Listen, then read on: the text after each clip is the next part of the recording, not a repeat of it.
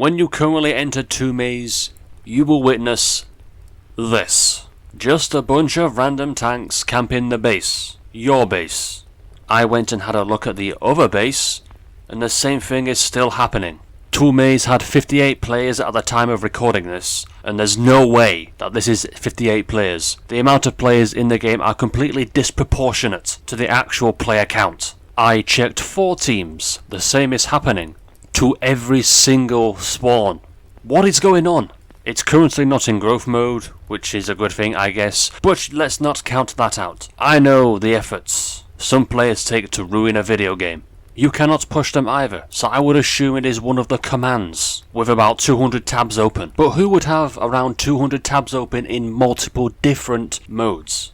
And if things couldn't get any worse, multiboxing once again. It's like they just cannot stop this, like they have some addiction to multiboxing. It's nothing new, for sure, but it is still something that should never be allowed. If the previous moment was a weird bug or glitch in the system, this certainly is not.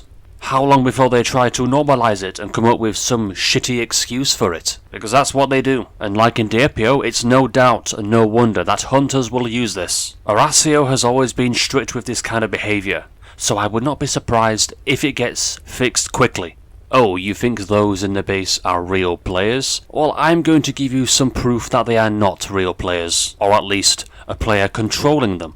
Previously, with any kill you got in Diepio or Synexio, you would still get a notification on your kill feed. No matter how many they were, you would still obtain a notification, and you would obtain the high score. Depending on the game, of course. Horacio? Well, since it isn't counted as a player, you obtain no kill notification. And while this is definitely controlled by at least one player, these are not.